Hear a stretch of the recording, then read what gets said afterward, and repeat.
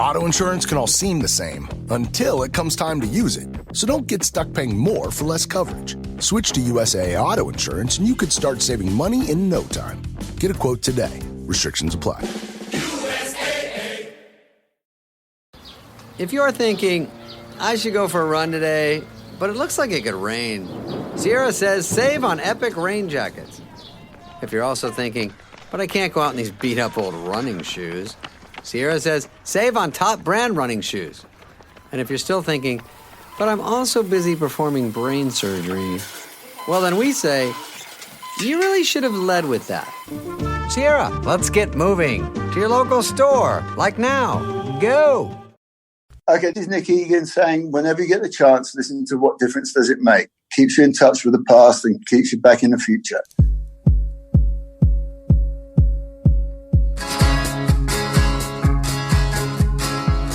Well, thanks, Nick, for that introduction. And you are, of course, tuned into the What Difference Does It Make podcast. Joined, as always, with my partner, Holly.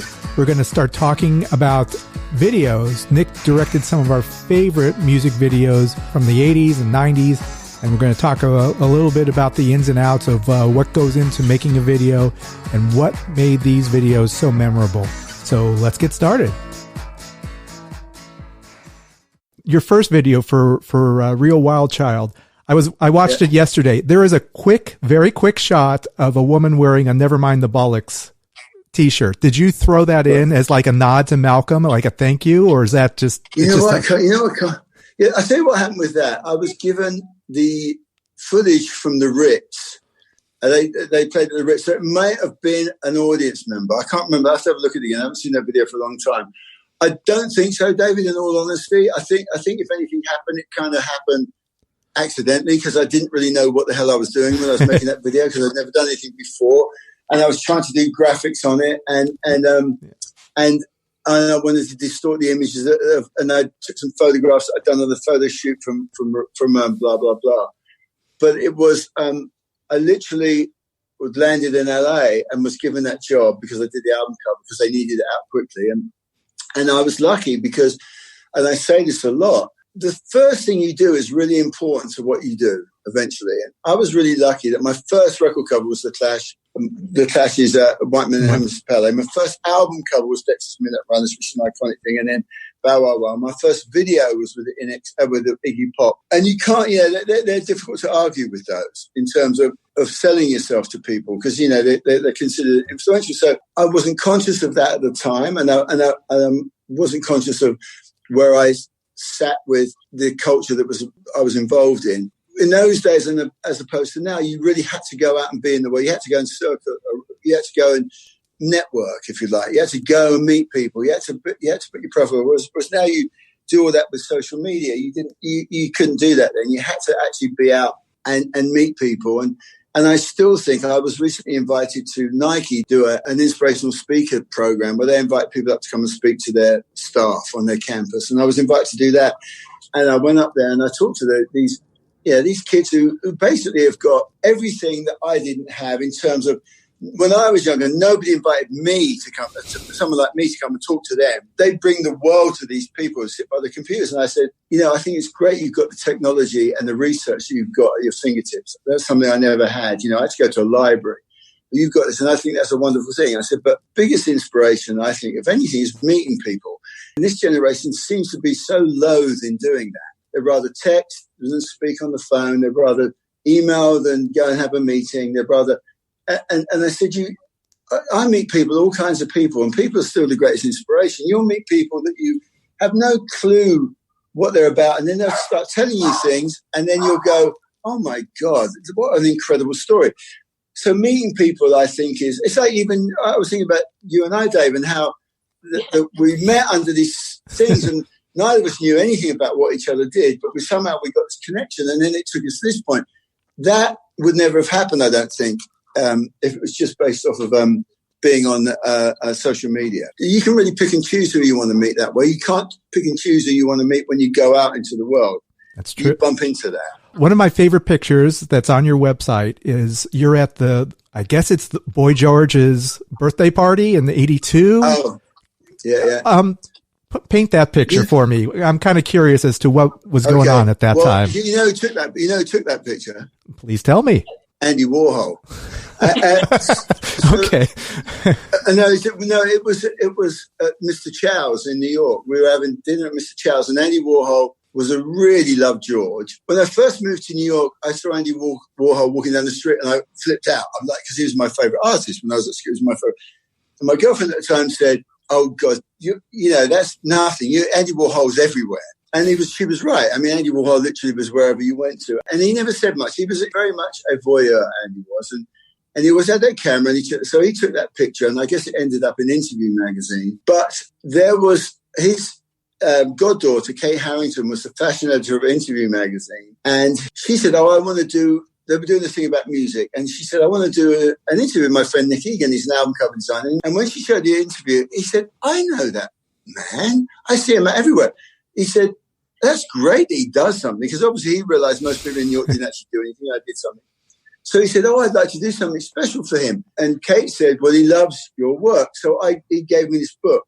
And he's signed his name all the way through it. And he's drawn big hearts. And love Andy Warhol. So I've got this fantastic book. It's probably worth a lot of money now, with Andy Warhol writing all the way through it. But when he took that picture, he didn't know who the hell I was. I just happened to be sitting with Boy George. George in New York had a birthday, and it was like he had one at the Limelight. Mr. Chow's, it went on all night, this party. And so, because I worked with George, I did a couple of his record covers and designed his logo. Mm-hmm. And I was one of the people he knew in New York before he moved there. We used to go out all the time together and stay up late and have a lot of fun. And that picture came up. I don't know who posted that picture. I think George put it on his website, actually. And then Mark Jacobs also retweeted it. So, so it goes beyond just the photograph. It goes on that Andy Warhol took the picture. Anything else? I was thinking there's this friend of mine who lives in New York, and her name's Oberon, and she and I we just went to the 50th anniversary, recently went to the 50th anniversary of the moon landing, because Duran Duran played there. And her and I said, we should do a two-man show, because she knows Chris Blackwell, and she comes from London too. But I said, we should do a stand-up together called The Art of Name Dropping. because when I say it to people, I think I'm name dropping, but these are people I know. And so it'd be like me saying my next-door neighbour's name, but he happens to be Andy Warhol. You know what I'm saying? Mm-hmm. And we thought that was a really funny idea, the art of name dropping, that yes, we name drop. That's because we're involved in that circle. And we're both quite funny with that. So we're thinking of doing this two-man show at some point of in a funny way of the things that we've done and the accidental things we've kind of bumped into. But and I'll tell you, and just to emphasize that point, when I was working with Bob Dylan and he was in LA, we're at Dave Stewart's. Dave Stewart was having this party. And as I'm talking to Bob, and George Harrison walks by, and Bob stops George and goes, "George, you know Nick, this is George." And I just said, you can't really beat that, being introduced to George Harrison by Bob Dylan. That wasn't lost on me at the time. That was, this is weird. Bob Dylan's introducing me to George Harrison, and George Harrison said, "Hi Nick, how you doing?" Obviously, you have to have. There are moments when you go, "Shit, I'm in the middle of something really, really big here," and this is like, I don't know what this is, but this is an important moment. But you can't get too involved with that. You've got to think about it. You've got to put yourself on. Yeah, because I'm impressed with some of the people I've met.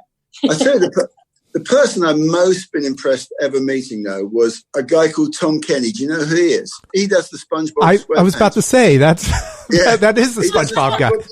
We've talked about him before. His kids were at my kids' elementary school. And at the school gala, he was there. And I went up to him and I said, "Oh, my God, it's so great to meet." I said, "My kids love you." I said, "In fact, I love you." And he turned around to me and he spoke to me in SpongeBob's voice. And that to me was one of the great. To me, I was more impressed with that than any other person I've met. And the fact that he talked to me with the SpongeBob voice just blew me away. So he's also in a band. He's a rock artist. He's an artist. He's a musical artist too. He's a great guy, and he used to come to the school and read stories to the kids. I was thinking how lucky those kids were. But that, and I could quite honestly say the reason why was because I was a fan, was because I wasn't involved in his world. Mm-hmm. That was a different world that I knew not that much about. And the SpongeBob, me and the kids still watch them to this day because they're so brilliantly funny. Mm. So that was the only time I really, at the moment, was why I felt like I was stuttering to him, you know, and he was great. So yeah, I think some of those people that I've come across has been on a professional level, and you have to sort of maintain a professional sense of what the situation is. Their lives are constantly bombarded by people wanting to talk to them, and I think that's what you have to be when you become in the public eye. But I also get the fact that once in a while you don't want to be talking to someone that's just idolizing you. You want to be able to talk to somebody on a one-on-one, and that's why I've had to, from the very beginning, had to really look at everything I've done from a professional point of view. When I look back on it, I'm more impressed about what happened than I am at the time, if you see what I'm saying. Obviously, I couldn't not be impressed by some of the things and some of the people I've met when I look back on it. But at the time, you have to look at it from a purely normal point of view as much as you can. Yeah, but yeah, I'm lucky. I mean, I have worked with some of the best bands that have been around, and even if they're not the most successful bands, it's certainly I like Sonic Youth. You know, I did 2 videos with Sonic Youth, and they were just the greatest people to work with. And I saw them play at the Hollywood Bowl not too long ago. They never change. They've never changed their sound. They don't add strings. They don't do remixes. That is a cacophony of a wall of sound. And I thought, is it going to work at the Hollywood Bowl? But it did. It was brilliant. Did you see it? When they played the Hollywood Bowl? No, that must have been, God, they broke up like 5 years, or a while ago. Yeah, I've seen Sonic Youth before, and they were in a small club. But yeah, that's the bowl. That would be pretty amazing. And I thought they were, but honestly, I thought that they weren't going to pull it off. I thought they were like very much going to be a small club type of band. But no, it just was one of the best shows I've ever seen because it worked in that environment. And what you love about them, or what you loved about them, was they stuck to what they did. And it took me a while when I did Youth Against Fascism to even figure out if there was a melody in there somehow. Yeah, and I was like struggling a little bit with the song because the song didn't blow me away. But over the test of time, it really, you really get it. And I get why they were so beloved by people, was that sound. We're going to take a quick break, and we will be right back. You enjoying yourself, Holly? This is so awesome. I have so much more. There's so much more to cover here. Okay.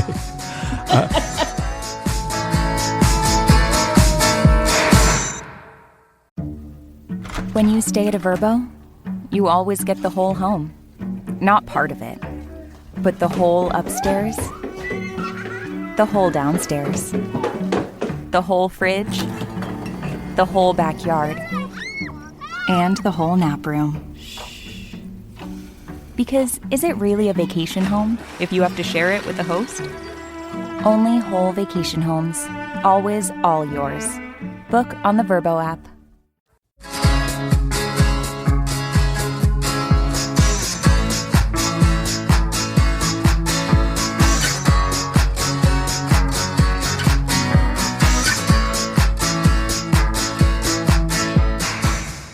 Welcome back to What Difference Does It Make with Nick Egan, our special guest. You were at the precipice of Alanis Morissette's ascension to you ought to know, just launched her. That was like a Beatles moment, that was a moment. But apparently not a big fan, or what's the story behind all of this? Okay, well that's an interesting story, and break my heart here. Yeah, Holly is a huge Alanis fan. So. I was going to tell you something about that after, and about the video after, but yeah. Okay. Well, what happened was I'd done a video for Madonna's label. What was it called again? Maverick. Maverick Records, and I did a group called Candlebox, and Guy Asiri was the sort of A&R person over there at the time, and I knew him because I made a video with a group called Concan, and Guy was one of the extras in it with this guy called Bronx Style Bob, who was close to Guy. And so years later, when Guy was just this snotty-nosed kid, became this kind of like big A&R person, he always remembered me, and he asked me to do a video for Candlebox, Far Behind. And it was right at the whole Nirvana, Seattle thing, and they were sort of riding a little bit on the Seattle bandwagon. So I did a video for them, and it went massive. In fact, I think it was the most played video on MTV that year. Probably. And so along came Alanis Morissette, and Guy said to me, we've got this new artist called Alanis. Would you do a video for us? So I kind of did. And there's a personal thing comes into this, because what happened, I'd just broken up with the mother of my first child, Roman, and she had been brought in as a temporary person to work in the music video department of Maverick. And so I didn't want to have anything to do with her. So I kind of tried to say I wasn't interested in the video, right? I didn't want to do the video. But the guy kept on and on and on, and he wanted me to meet Alanis, and I met with Alanis, and I saw what she'd done before. She was this bubblegum kind of like mini-skirted Canadian pop star, and I didn't think she had too much credibility. And you know what? She was blooming at that point. She had teenage acne, and she had a monobrow. I mean, I'll be honest, she just didn't look like she was going to work on film. So I kept trying to pass on it. And then in the end, I said, I'll just test it to the limit. I took a piece of legal paper and I wrote, I want to do the Alanis video in Death Valley. She will look good. And that was my treatment for it. And they said, okay. So we go out to the desert, and my crew for the first time said to me, and I didn't, to be honest, I just knew we'd go to Death Valley. I didn't really know what I wanted to do. I had no idea. And my crew kept saying to me, what are we doing? What are we doing? As we we're setting up into Brisky Point, which is that point that's over. And one of the people on the set, a friend of mine who was a photographer, Michelle Larita, had this little suitcase. And there was that time when those little cat stickers, I don't know if you remember those cat stickers you get from those little vending machines, those kitty cat stickers. I think so. And she had them on this, and I said, that's it, I've got it. Because when you listen to the lyric, I hate to bug you in the middle of dinner. This was an 18-year-old girl who had not recently lost her virginity. And I guess this guy was a 36-year-old guy, and she took it really personally that to him it was nothing. You know, to her it was a big deal. So I thought that line to me, I hate to bug you in the middle of dinner, was ironic, because actually what she did want to bug him in the middle of dinner, and nothing was going to stop her from doing this mission wherever it was. So now I saw this Terminator type of character, this aggrieved woman who wanted to go and have it out with this person. Nothing was going to stop her. She would walk the entire length of the nation to get there. So this suitcase was this metaphor for her, where this is where I get her changing. You know, she stops and she changes into another outfit, and she keeps walking, and then she's running, and then you end up in the most spectacular part of this country, which is Death Valley. I've got an obsession with Death Valley anyway. But she's in the middle of Death Valley, and she's walking, and she's coming to sing, and I started cutting, and I thought, we shot it on Super 8, and I thought, out of nothing, I've made something. I've made this story. Super 8 made it really easy to move around, so we didn't have to get locked into shot lists. It was really, let's do it over there, let's do it over there. We had the Rangers with us were helping us out to get to places that the normal public couldn't get to. And then when I did the final edit, she sent a note and said, I love the edit, Nick. I've just got a few changes. So I went to her little house when she had this little bungalow in Santa Monica. And then she proceeded to give me 20 pages of changes. And I'm like, hold on a second. I said, she goes, I want this. And I said, no, what you don't understand.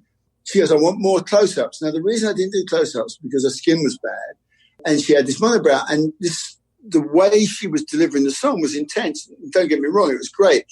But it didn't make her look attractive. She was mugging, and she was pulling these faces. I didn't tell her that. But I said, you got to trust me. I said, this is Super 8 film. It's not very flattering on close-up. I said, and also people are not going to want to see. Ironically, she did that video that was just a close-up of her face, which I thought was ironic after I'd just done that. I said, you can't have people are going to get, it's going to be too much of you. All you see is close-up. So we had this argument, and she was telling me she was right, and I was saying I was right, because I was the one that had the track record, and I was the one that had success on MTV, and she hadn't done anything before except in Canada. And blah, blah. So we had this argument about it, and then she kind of insisted she was right. I made one condition to what she said, and that was the bit in the middle where you see the crossfades. That was her idea, where you kind of like go from, because I was all about cuts and not dissolves. And so we did this kind of crossfade thing, and I give her credit, that worked. So anyway, not too long after that, I saw an interview with her in the LA Times where she said, well, I didn't like the video very much until I changed it and made it work. And I was really insulted by that. So then a thing came up. It got I can't remember where it was, but it was put down as the 10 most influential videos of the last 25 years. And that video was in it. For the reason being the way it changed the perception of women in rock music. Up until then, most women were considered just like a titillation to a video. And even the scene, this is the first time a woman rocked out as a front person in the video. And it ended up being inspiration for the Lilith Fair, and all these things came as a result of it. And that's why it was. That's why I personally never liked. I wasn't a big fan of that video. I had better videos I liked more, like the Oasis videos. And so they came to me at this TV station and said they wanted to do an interview with me about it. And as I was finishing the interview, I said, "Does Alanis know I'm doing this interview?" And they said, "No, not yet." I said, "I bet you when she finds out I'm doing it," because she wasn't going to do it. I said, "I bet you when she finds out I've done it, she'll want to do it." And sure enough, she did. And she did this thing where she said, "Well, Nick wasn't very happy with the ideas, but I think what I said improved the whole video," which was just bullshit. And it just shows you the cult of celebrity, because they took her side rather than my side on it. And actually, I'd say 90% of that video is everything that I did it, and 10% was her idea. And I've seen her since. I saw her at a friend's wedding and we kissed and made up, and but she will never admit that was a video that really broke her career. And I did it. It's just funny because I didn't give a shit about it. I didn't want to do it. I tried everything I could not to do it. I even to the point of writing a treatment that had no information on it at all. It's just like, I want to go to make a video in Death Valley. Alanis will look great in it. And it turned out to be one of my most successful videos in terms of what it did. I would be interested to know what your viewpoint on it is, Holly, because, as I said, it was considered on this 10 of the most influential videos because of what it did for women in the place of music. So what was your thing you were going to say? That's exactly what it was. Who was Alanis Morissette? Because I heard the song. I was working for a radio network at the time, and we had these hit discs, with new releases for the week. And that was the first time I heard the song. And I went gaga over the song. In my early 20s, had a huge impact on me. So of course I wanted to hear more by her. But then when I saw the video, first of all, I thought the video was beautiful. I love the color. I loved everything about it. But it's funny. It left me that's why hearing the story now is so great, because it left me wanting to see more of her. Right. Okay. And now I'm wondering, had I seen more of her in the video, more close-ups of her in the video, would I have felt differently? What kind of impact would that have had on me? But that video had a huge impact because it did exactly what you're saying. Women in rock, and she seemed so powerful to me. Yeah, she was. And I didn't know at the time. I didn't know a lot about her. I hadn't researched. Well, nobody did. I didn't know until later about her Canadian, cheesy. It was very cheesy, that song. But you're absolutely right. And I think those things, those moments, you can never predict them, because I certainly didn't go out of my way to promote her as who is Alanis Morissette. It was more avoiding her. There's a couple of shots you can see it where she's really close to camera. It's out of focus. You can tell she's pulling this really light face. And I thought, that's going to put people off. You're going to look at it and go, oh my God. Not because she's a woman, just because it was way too in your face. And so I never planned it to be that way. I never planned any of it to be that way. I never planned it at all. That was the funny thing about it. All was like very off the hip. And it ended up being super successful. And then you can try and do that and try your hardest to try and repeat that, and you can never do it again. It's one of those things that just everything kind of aligned to that reason, the reason that I didn't want to do it, the reason she wanted to have just close-ups, the reasons it was most of it was shot from a long distance. And you know what? I'll tell you one thing, though, to give her credit, and I did give her credit for it, because it was a great song. There was a moment, and I think if you look at the video, when she's in the Salt Lake flatbeds, the white, where she's in the white, and she's got this white thing on, and we were shooting that. I think it's one of the first things we shot, and she was running and she was rolling on the floor, and I looked at my crew, had done every music video you could ever see, so they could give a shit about music videos. Every single one of them, jaw was dropped. They were looking at that going, and I always remember that going, again, at that moment, this woman's got something.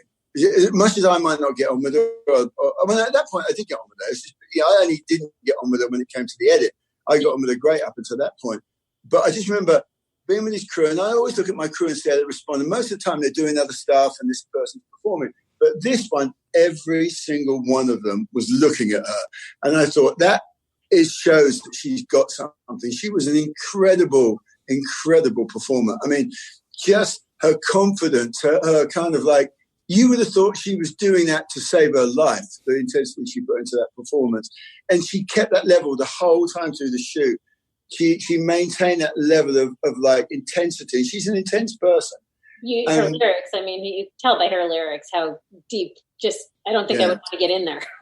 No, and I wouldn't want to be that guy that she wanted to bug in the middle of dinner. Let's just tell me that. I mean, that was the line that really turned it for me, because I just thought, I hate to bug you in the middle. It was such a sarcasm and that's what got it to me, because I thought that's exactly what she wants to do. She wants to walk in my guys having dinner with somebody else and cause a scene right in front and not give a shit. And I thought that was a brilliant thing. And that, in a way, was an empowerment of women, even though I think her motives were naive, because, 18, being with a man that's older than yourself, you learn a quick, rude lesson about life, because it was important to her. She lost her virginity. It was a big deal to her. But to other people, it's just another day, And the fact that she took that so intensively showed her naivety, but in a way also showed her strength, because she didn't care that people thought that. So I've got a lot of respect for her. I just think the way she slanted it in the media just bothered me more than anything else. Like, she was really reticent to give me credit for it, even though, she deserves credit because she was a performer. She was great.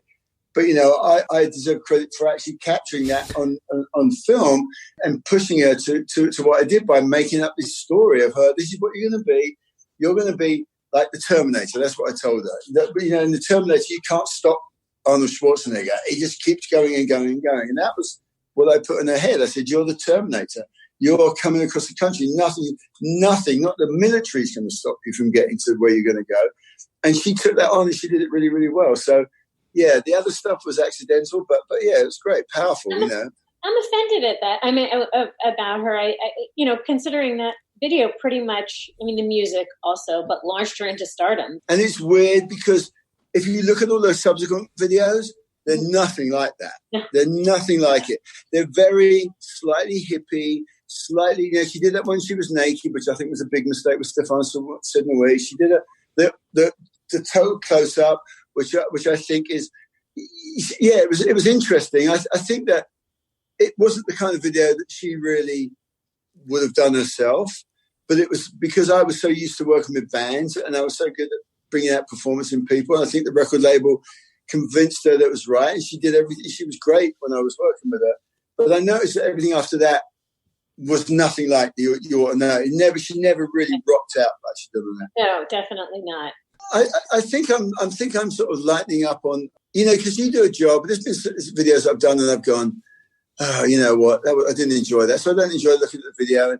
And that was one. And I think I've sort of lightened up on that a little bit because of its place in kind of cultural history in terms of what it did. And when I watched that program about it and the way people were talking about it and the way people were going on about what it meant, and then they were interviewing girls and saying that gave us authority and that gave us a place and that gave us power.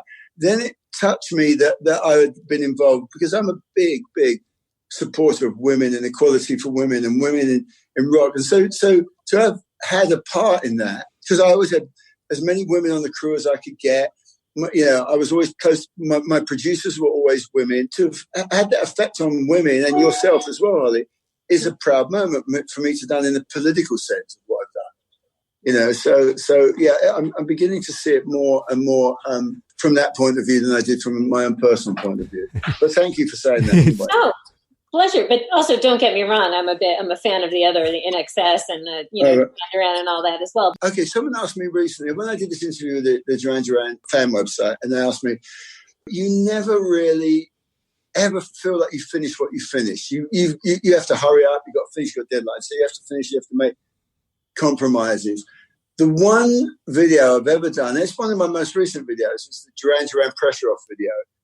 Because that was the first time I've video. It was like, when I talked to Nick Rhodes about it, he said it should be like the NXS kit cover, so that was great. But it's the only video I've ever done when it ended up being exactly as I saw it in my head, exactly, without anything. I've always seen it in my head, and it's always come out slightly different, sometimes better, sometimes not as good as. But that video was exactly as I saw it.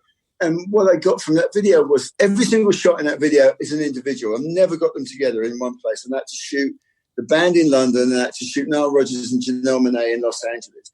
And I've got to give Simon credit because I said, Simon, you got to play this like you're on stage with everyone. You got to work. Because otherwise it won't work. Yeah. And we gave him C stands as like, okay, this is where John is. This is where Nick is. And these are what he didn't need the eye lines. He said, you can take the eye lines away. And if you look at the video, you look at him. He looks over just when Janelle Monáe comes into it. He looks over where John is, and he makes it come together. And to me, it really got. And first of all, with Duran Duran, and with any band, whether it's on album covers, the same with INXS. The reason I did the kit covers because if you take a photograph of 5 guys in a band, it's always going to be one that doesn't look very good, or 2, and it's really almost impossible getting all 5 people to look great at the same time. But if you shoot them as individuals, which I did with the INXS cover, and then montage it together, everybody can look great in it, and that's what happened in that Duran Duran video. In terms of, Nick looked great because I worked on his individual shots. John looked great. So, and then when you put them together, and then you got someone like Janelle Monáe, who's got such a great energy and so like she raises everything up to a high level. Then I got the perfect. That was the perfect storm for me. It all really came, but it still had an influence of the 80s and the 90s in it. One of my probably top 10 songs is "Live Forever," and I love the band Oasis, and I'm sure, and the Gallagher boys are probably like insane. I just need to hear what you must have. What are your impressions of the Gallagher brothers, or the first time I went to see them play at the Whiskey, I got there too late because Liam had stormed off stage, so I missed that. Then I went for dinner with them with Epic Records. They took me and them out for dinner. He goes, "Oh, we don't give a fuck what the story is." He goes, "The fucking video better be good, otherwise you're going to kick your fucking head in." He said, and then I worked with them. And they were really like naughty on that thing with the drug abuse on that video. But I kind of got something out of them, and it was based off the Bowie Man Fell to Earth film, that whole video. I always have film references back in my head because I'm such a fan of films, and in particular Stanley Kubrick, and I love Nicholas Roeg and Federico Fellini, and there's always an element of those in there. But the Live Forever video, to me, was almost as good, actually, it was almost the perfect storm in that one, because it's almost a perfect video, because I like to be ironic. I like to use irony in what I do a lot. And the idea of Live Forever said to me, well, people who are dead, like musicians, they live forever. Painters live forever. Filmmakers live forever. Actors live forever, because you can always see them no matter what generation it is. So I thought, well, okay, that's a good basis of it. That comes from a film called Performance by Nicholas Roeg with Mick Jagger in it, James Fox, where Mick Jagger is with Anita Pallenberg, is this kind of burnt-out rock star that lives in Notting Hill Gate somewhere, and it's all hippie and mushrooms, and James Fox is this Cray Twins type of gangster that is, in a way, is almost regimental, like soldier-like, clean, neat, and he comes into this world of mushrooms and drugs, and I thought that was a great sort of metaphor for the whole Live Forever thing, and I chose to put Mark Bolan, Brian Jones, Jimi Hendrix, and various Sid Vicious, all these rock stars. And in the original movie, he's got pictures of racehorses. So I decided to put these people in our culture live forever. And it was really tricky on that one because Liam did not want to act. Fucking hate acting, he said. I'm not a fucking actor. And the very last shot of the video is him walking off. I've had a fucking enough, and he storms off. So I left it in the video. But the interesting thing about that, it was commissioned by Epic, the American Epic Records, and the guy that was the video commissioner was with me on the set was like, Liam doesn't do anything. He just stands there. And he kept saying to me, "You've got to get him to move around. You've got to get him to move around." I said, "You can do that. I'm not going to go and tell this guy to jump around when he's obviously not known for jumping around. But he looks too boring." So what I have to give my credit to my editor, Nicholas Wayman Harris, the genius of that video is cutting to Liam when he's doing nothing. When he's not even singing, he's just staring. And I think that really pushed that what Liam was doing was cool. He didn't have to jump around. He could be.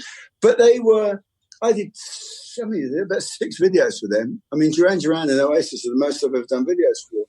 And they kept with me. They hate making them. I think the one I also did in Death Valley for Who Feels Love was one of my favorite videos because it just was stunning to look at.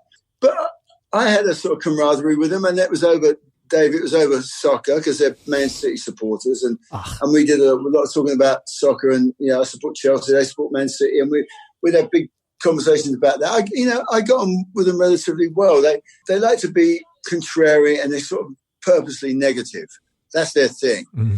They hate everything, hate everybody, hate everything. Which really they don't. It's just a big act as far as I'm concerned. But no, they were, again, some of the best things I did was, and I think Live Forever really does stand out to me because that was the video that really broke them in the States. I did Supersonic, but then I did Live Forever, and Live Forever was the one that they got the buzz clip on MTV. I mean, this is when MTV were like, if you got it on MTV, and I remember the head of Epic calling me and saying, "You better guarantee this is going to make it on MTV." And I said, "I can't guarantee anything. It's not down to me."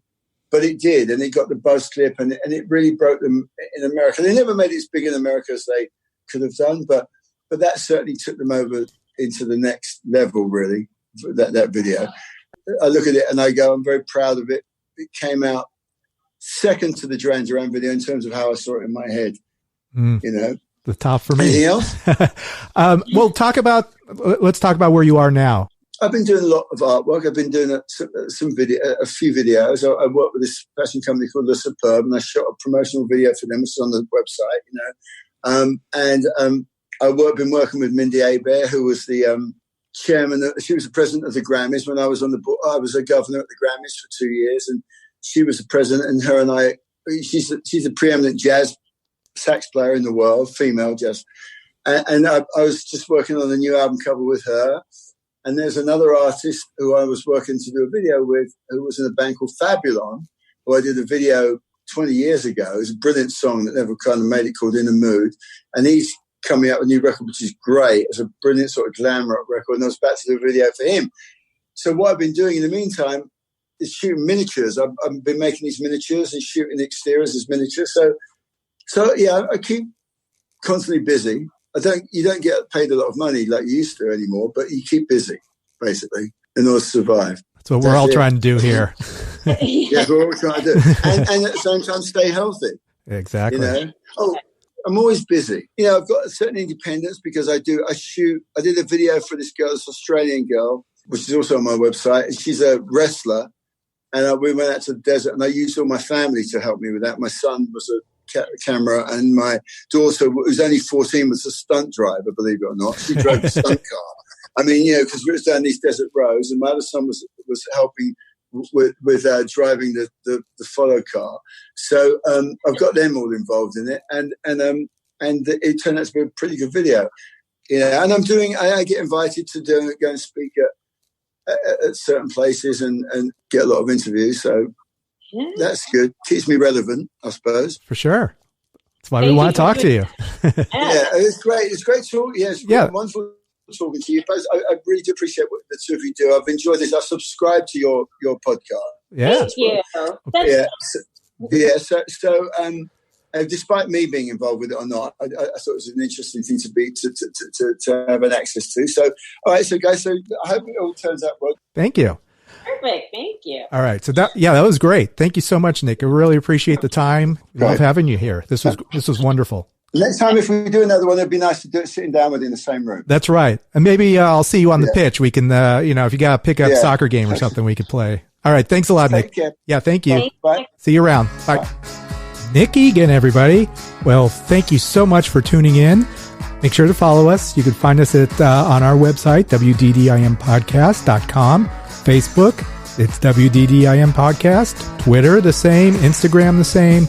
We have a very active Facebook page. If you listen on Apple, hey, 5 stars, reviews. We love it all, of course.